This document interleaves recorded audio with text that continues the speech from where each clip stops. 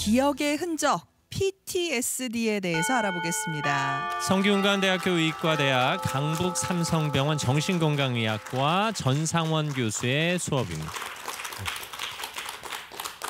네, 지난 24년 12월 29일이었죠.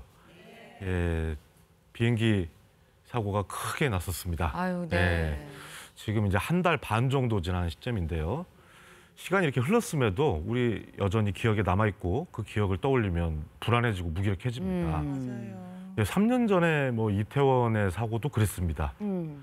지금도 저는 그때를 떠올리면 불안 반응이 막 생깁니다. 네, 이렇게 국가적인 큰 사건 사고가 있을 때마다 주변에서 이제 불안감, 무기력 이런 걸 호소하는 분들이 많습니다. 근데 선생님 너무 희한한 게요. 제가 직접 겪은 게 아니잖아요.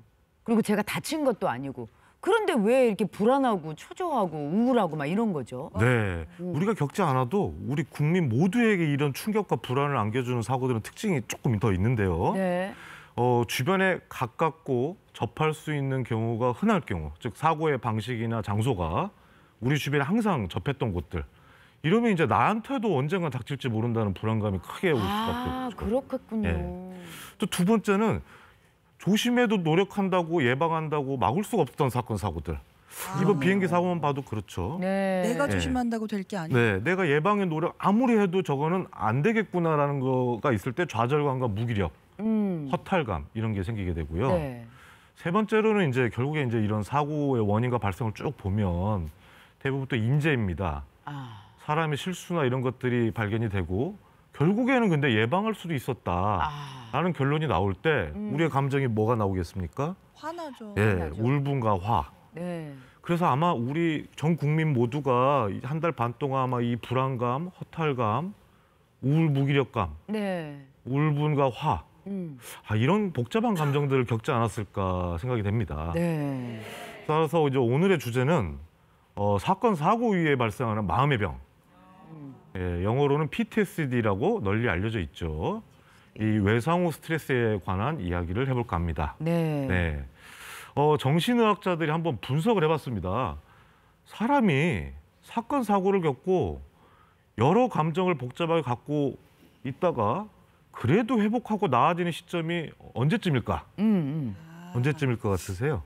뭐 하루 이틀은 아닐 거고. 네. 한 달 정도. 그렇죠. 한두 달은 지나야 되지 않을까? 정답입니다. 아, 그래요? 네. 예. 사람마다 다르겠고 사고마다 다르겠지만 어떤 큰 사고라도 대부분 사람이라면 한두 달 정도에는 거의 일상으로 돌아가더라. 그래서 우리가 49제도 아마 그때쯤 치르는 겁니다. 네. 예. 그런데 대부분 한두 달이면 이렇게 돌아가는데 어떤 사람들은 이 사고 감정에서 계속 회복하지 못하고 고통스럽게 남아있게 되는 건데요. 이거를 이제 외상 후 스트레스 장애라고 합니다. 그렇군요. 즉 정의를 다시 드리면 큰 사건 사고 후 한 달 이상 지났는데 회복하지 못하고 안 좋은 생각들이 계속 복잡하게 있어서 일상생활로 돌아가지 못하였다.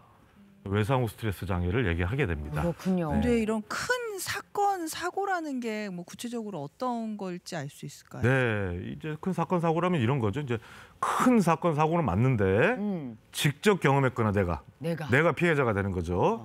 또는 옆에서 목격했거나 또는 목격하지 않아도 내 가족과 지인, 내 가까운 사람이 그런 일을 당했다는 걸 상세히 듣게 됐을 때 이럴 때 PTSD가 될 확률이 높고요. 네. 또 이제 이런 경우도 있습니다.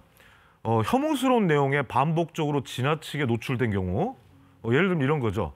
처음으로 이제 시신을 수습한 사람, 발견한 사람, 또는 이제 아동학대의 구체적인 내용을 반복적으로 조사를 하다 보니까 듣게 돼서 안 좋은 감정들이 떠오르는 사람들.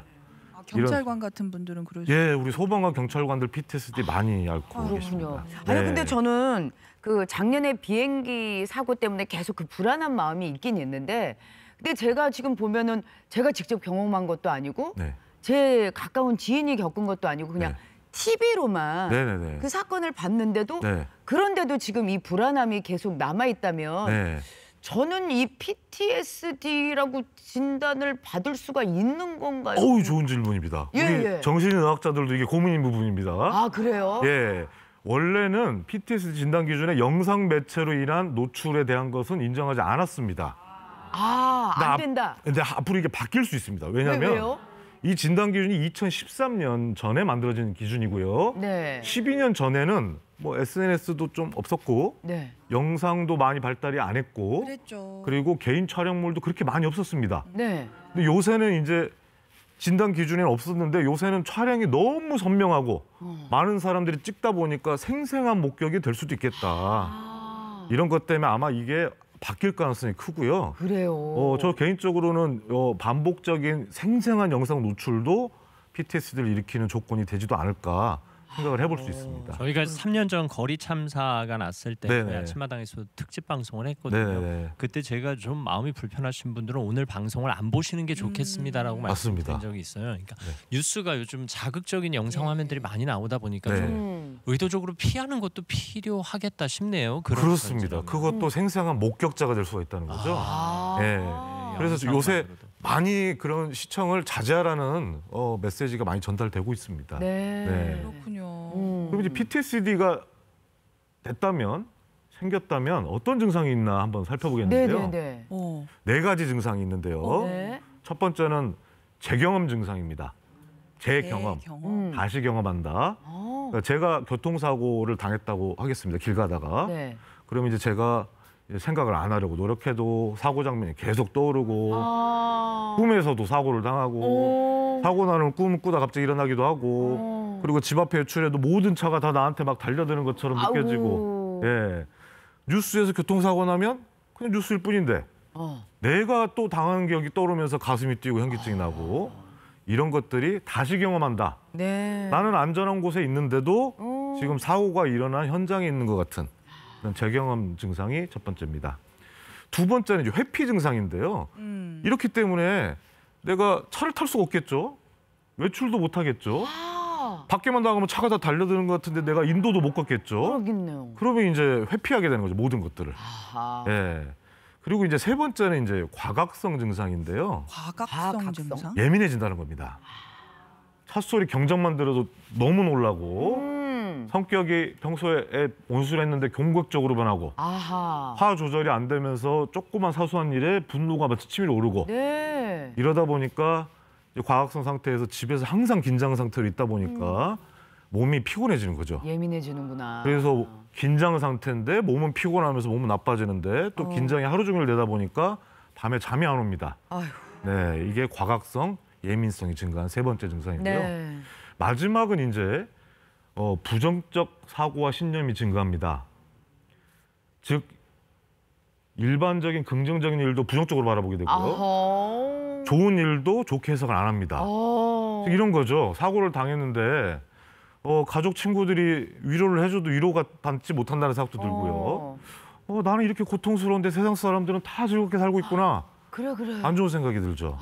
예. 그러면서 억울함과 분노가 치밀어 오르는 부정적 사고가 생깁니다. 네. 이런 네 가지 증상이 아까 한 달이라고 그랬죠. 네. 한 달 4주 이상 지속돼서 일상생활에 지장을 받는다면 PTSD로 진단을 해볼 수가 있습니다. 아니 근데 어떻게 보면 한 달 정도는 당연하게 받아들여도 된다는 네, 거죠. 맞습니다. 네. 좀 기다려야 되죠. 아니 근데 이 증상, 이 네 가지 증상 중에 하나만 있어도 사람이 너무 불행할 것 같아요. 그치. 네. 이게 정상적으로 생활하기가 다 힘든 그런 이 증상들이잖아요. 그렇습니다. 아니 근데 이게 다 듣고 보면은 근데 같은 사고를 경험했더라도 누구는 또 4주 안에 정상적으로 생활할 수 있고 어떤 사람은 이게 평생 트라우마로 남을 수도 있고 네. 이게 좀 PTSD에 쉽게 그 증상을 발현하는 분들이 있으신가요? 제일 중요한 질문이십니다. 그래요? 네. 왜 같은 사건 사고인데 어떤 사람은 생기고 안 생기냐? 그렇죠. 이게 중요한데요. 네. 그림을 한번 좀 보시겠습니다. 네. 우리 뇌에는 인생의 빨랫줄이라는 게 있습니다. 빨랫줄이요? 네. 예예요. 다 갖고 계세요. 네, 저도 있고요. 우리가 머릿속에 빨랫줄이 있다고요? 네, 빨랫줄이라고 합니다, 저는. 네, 왜냐하면 네. 우리 머릿속에는 저렇게 빨랫줄에 사건, 사고들이 다 기록이 돼 있습니다. 처음 학교 간 날, 대학 학교 간 날, 직장 출근한 날, 결혼한 날. 다 기록이 돼 있는데 이건 다 좋은 기억이시죠? 네. 그 중요한 일정들에는 이 밑에 감정의 풍선이 달려 있는데 감정이 아주 크고 행복했으면 크고 풍선이 그냥 좀 사소했으면 풍선이 작고 이렇습니다. 하지만 인생의 빨랫줄에는 좋은 일만 기록되어 있는 게 아니고 안 좋은 일도 기록이 돼 있습니다. 아. 교통사고는 저 안 좋은 일이네요. 네. 예. 근데 왜 애가 점점점 점선으로 돼 있고 이렇게 아이고 뭐 이제 쟤는 불안정해. 오, 잘 발견하셨습니다. 네. 아, 퉁퉁 네네네. 떠다니는 것 같고. 맞습니다. 저기 잘 안 달려 있죠. 예. 예. 우리가 안 좋았던 사고는 잘 매달아 놓지가 않고요. 조금 생각하기도 싫고 분리하고 싶고 하기 때문에 저거를 매달아 놓을 노력을 안 합니다.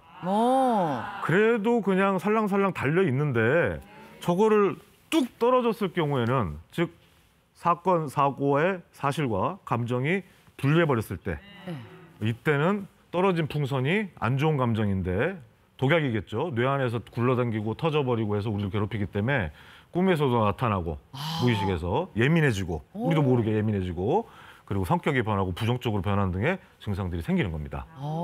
즉 교통사고에 대한 안 좋은 감정들이 오히려 잘 매달려 있어야 됩니다. 안 좋지만 그걸 떨어뜨렸기 때문에 PTSD가 나는 거고 PTSD가 잘 생기는 환자분들은 저런 케이스입니다.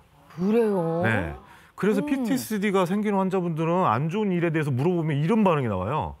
그때 사건 사고에서 안 좋은 사건 사고는 시간 장소는 기억하는데 그때 어떤 감정이 드셨습니까? 어떤 생각이 듭니까? 라고 물어보면 오히려 무덤덤해하시거나 말하기 싫어하시거나 피하시는 경우가 많습니다. 그런 분들이 감정을 떨어뜨려 놨기 때문에 실질적으로 PTSD가 유발되고 내가 왜 몸이 왜 이러는지 모르게 되는 겁니다. 아, 떠올리고 싶지 않으니까 그런 거 아닐 거 아니에요? 네, 그렇지만은 붙어 있어야 됩니다. 아, 그래요? 네. 일이라도 나쁜 어머나. 감정이라도 저는 이런 사건하고 건 처음 들었어요. 안 좋은 건 빨리 잊어버려. 막 그랬는데 그렇게 하면 안 되는 거였군요. 그렇습니다. 조금 느슨하게 할 수는 있죠. 내가 당장 힘들면. 네네. 하지만 아까 말씀드린 대로 한두 달의 시간이 지나면 오히려 단단히 맺어 있어야지 그 사건이 끝난 거거나 회복이 되는 겁니다. 결국 나쁜 감정도 잘 다루어야 된다는 얘기인데 그렇습니다. 없애려고 노력하기보다는 잘 처리해야 되는 그럼 거죠. 치료 과정과 연결이 되겠네요. 맞습니다. 그럼 예. 풍선을 그걸 덜렁거리는 걸 어떻게 매달아요? 돌아다니는 애를. 예? 그거를 이제 사건의 재구성이라고 그러는데요. 네. 사건을 처음부터 기억하고 서술하는데 사실만 얘기하는 게 아니고 그때 복잡한 감정이나 생각들을 함께 같이 어우러서 구성해서 말하는 겁니다. 지금 내가 교통사고를 당했으면 병원에서 깨어났을 때 느낌, 사고 수습병원에 들었던 생각, 사고 이후 혼자 집에서 우두커니 있었던 생각, 사고 이후 현재까지 모든 감정과 생각들 안 좋죠. 하지만 이거를 그때 때에 따라서 어떤 사정이었고 난 그때 어떤 생각이었다. 이거를 오히려 재구성을 해서 풍선에 잘 매달아 놓고 빨랫줄을 잘 완성을 하면 오히려 PTSD 증상은 호전이 됩니다. 그렇군요. 그런 거를 좀 훈련하는 방법이 있을까요? 이건 보통 정신치료, 대화만으로도 되는데요. 네네. 이 대화만의 정신치료가 안 되는 분도 있습니다. 그런 분들은 이제 좌우 안구 운동 도움을 받는데요. 이렇게 한번 보시면 이제 요 정도 스피드로 자기 손가락을 한번 따라가 보십시오. 좌우로. 너무 끝까지가 아니고 한 70% 정도로 이렇게 좌우 안구 운동을 하면서 사건과 감정을 얘기하면 재구성이 잘 되는 걸로 알려져 있습니다. 아니 근데 제가 이렇게 하니까 뭔 생각이 안 나는데? 예, 맞습니다. 뭔 생각이 안 나요? 그러면 내 손을 따라가나요? 아니면 타인의 손을 네, 따라가나요? 타인이 해줘야 됩니다. 왜냐하면 내가 하면 이거에 신경 쓰느라고 재구성을 못하고 이거 없이도 내 눈만 왔다 갔다 할 때 눈에 여기 신경 쓰기 때문에 사건을 못합니다. 자연스럽게 시선이 뭔가를 따라가면서 사건을 재구성해야지 우리 눈의 신경들과 이 전두엽이 연결돼 있어서 사건 재구성이 잘 되는 겁니다. 그래서 이제 이런 부정적인 생각들을 바꿔주는 인지치료도 하고 노출치료도 하고 이런 걸 통해서 실질적으로 여러 치료를 받을 수가 있고요. 네. 안구운동 치료는 아까 말씀드린 대로 이제 전문가가 해주거나 네. 타인이 해주거나 또는 해주는 기계도 있습니다. 네, 시선을 이렇게 왔다 갔다 하게 해주는 추 같은 게 있어가지고요. 그러면은 이런 PTSD 치료는 한 4주 후부터 받으면 될까요? 네, 제일 중요한 포인트입니다. 네. PTSD 치료가 이렇게 방법들도 있고 원인도 알려져 있지만 가장 주의할 점은 사건의 재구성이라는 거는 사실과 감정을 엮은 거기 때문에 감정을 다시 건드려야 되는 거기 때문에 어느 정도는 안정된 환자여야 되고 안 좋은 감정을 아직 처리할 능력이 안 되는 환자분한테는 했다가는 오히려 큰일 납니다. 더 심해질 수가 있어요. 그래서 안정적이고 그리고 사고 직후는 안 되고요. 아까 말씀드린 한두 달 후인데 그 시점도 사람마다 다르겠죠. 네. 그래서 지금 치료 받아도 되나 안 되나는 그래도 요거는 한번 상의를 전문가 해보심이 어떨까 합니다. 네. 아주 조목조목 또 친절하게 잘 설명해 주셔서 감사합니다. 네. 사실 이게 개인적인 경험 또 개인적인 사건 사고뿐만 아니라 사회적 애도가 필요한 상황에도 적용이 되는데요. 네. 최근에 온 국민이 아주 충격적인 사건을 접했습니다. 네. 맞아. 아유, 입에 담기도 상당히 송구스러운데 맞아요. 김하늘 어린이가 네. 가장 안전해야 할 학교에서 네. 그것도 교사에게 폭행을 당해서 세상을 뜨는 사건이 있었습니다. 네. 사실 온 국민이 충격의 도가니고 네. 특히 비슷한 연령대의 자녀를 둔 부모는 애들을 학교에 보내도 되나 그렇죠. 싶기도 하고 네. 예. 또 애들에게도 불안 요인이 있기 마련이거든요. 맞습니다. 네. 이걸 우리가 어떻게 다스려야 할까요? 네. 제가 드리고 싶은 메시지는 오히려 성인보다는 우리 아이들에 따른 예. 겁니다. 10세 정도가 죽음에 대한 개념이 정착하는 나이입니다. 네. 그 전에는 죽음에 대한 개념이 정립이 안 됐기 때문에 우리가 이제 아이들한테 설명할 때 하늘나라로 갔어. 나중에 만날 거야. 하늘나라에서 잘 살고 있어. 이렇게 얘기를 해주는 거는 아이들이 죽음에 대한 개념을 잘 정립을 못했기 때문에 편하게 설명을 해주는 건데 네. 오히려 뉴스에서 저렇게 그냥 사망 사실 이런 걸 알리고 거기에 대해서 아이들한테 너무 많은 정보를 주는 거는 오히려 아이가 애도라는 게 아니고 혼란스러워할 수 있고 아하. 또 정립을 못하기 때문에 공포의 대상, 학교 이런 것도 환경에 대한 두려움을 막연하게 갖게 되기 때문에 네. 아이들을 정말 잘 보호해야 된다 생각하고요. 네. 또 10세 이상 되더라도 죽음에 대한 저런 것들을 많이 사건 사고를 겪지 않은 나이입니다. 뭐 저희 아이 이렇게 뭐 3년 전에 사고 이번에도 사고 숱하게 겪어왔기 때문에 어느 정도 회복 능력도 네. 있고 네. 처리 능력을 어느 정도는 갖고 있어요 각자. 하지만 청소년들이라고 해도 튼튼하긴 하지만 그 경력이 좀 미흡하기 때문에 네. 잘못 처리하게 되면 막연한 불안감이나 PTSD로 발전 확률이 상당히 높다고 생각합니다. 그럴 수 네. 있겠어요. 아울러 또 가해자가 우울증 병력을 갖고 있어서 우울증 환자들이 또 편견에 시달릴까 봐 그 부분도 그러니까요. 걱정이 되거든요. 저희 정신과 교수들, 정신의학자들이 제일 깜짝 놀란 거는 너무 드문 케이스라 저희도 잘 해석을 못하고 있습니다. 아, 그렇군요. 우울증은 자살은 흔히 볼 수 있는데 타해는 거의 보기가 힘들었고 저희도 본 케이스가 거의 없습니다. 네.